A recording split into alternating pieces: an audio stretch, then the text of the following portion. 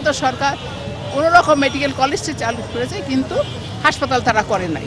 বাংলাদেশ জাতীয়তাবাদী দলের সম্মানিত চেয়ারম্যান গণপ্রজাতন্ত্রী বাংলাদেশ সরকারের মাননীয় প্রধানমন্ত্রী 27 এপ্রিল যশোরে আসবেন। তার একাধিক কর্মসভা আছে, সূচি আছে। সেখান থেকে প্রথমে উলসী যমুনাপুর যে খাল খনন করেছিলেন তার পিতা মরহুম রাষ্ট্রপতি জিয়াউর রহমান, সেই খালের পুনর্খনন কাজ উদ্বোধন করবেন তিনি। সেখান থেকে এটা করার পরে ছোটোখাটো সুধী সমাবেশ করবেন তিনি। তারপরে যশোর 500 বিশিষ্ট হাসপাতাল উদ্বোধন করবেন তিনি। যশোর ঐতিহ্যবাহী পাবলিক লাইব্রেরি পরিদর্শন করবেন। এইগুলি করে তিনি কিন্তু আবার ঈদগাহ ময়দানে 27 তারিখে জনসভা করবেন।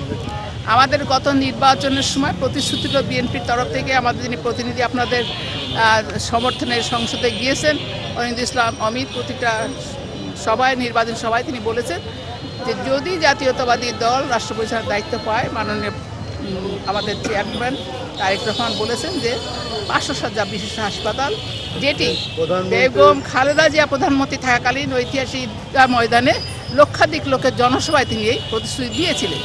সরকার পরিবর্তনের পরে সে থেমে যায় এবং বিগত সরকার কোনোরকম মেডিকেল কলেজটি চালু করেছে, কিন্তু হাসপাতাল তারা করে নাই।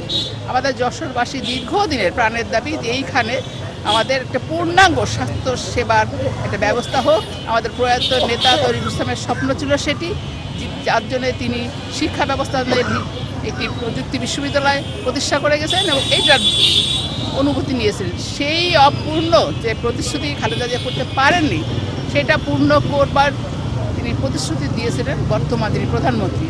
সেই শর্ত পূরণে মাত্র 2 মাসের মাথায় তিনি যশোরে আসছেন তার প্রতিশ্রুতি রক্ষা করবার জন্য।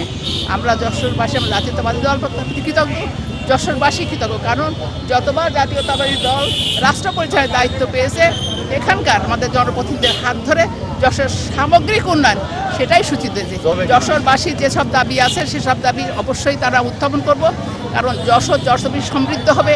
কৃষি বিশ্ববিদ্যালয়ের দাবি আছে এখানে, আরও আমাদের কৃষকদের আলাদা দাবি আছে, অন্যান্য যে সমস্ত দাবি, সব দাবি আমরা করবো। এবং আপনারা জানেন যে সরকারের পরিকল্পনায় আছে যে বিভিন্ন অঞ্চলের সেচের সুবিধা নেই খালগুলি অলরেডি এখন তারা প্রজেক্টের আওতায় এসছে, কর্মসূচি ঘোষণা হচ্ছে, প্রজেক্ট করা হচ্ছে, চালু হয়ে গেছে। অর্থাৎ সেচ ব্যবস্থা উন্নতির জন্য যে কাজ করার এবং বাদ বাকি আমরা অবশ্যই দাবি তুলব। এলাকাবাসীর তরফ থেকে দাবিগুলো এসেছে, আমরা বিচার অতীতেও আমরা করেছি, ভবিষ্যতে ইনশাল্লাহ আমরা আপনাদের সকলের সহযোগিতা করব।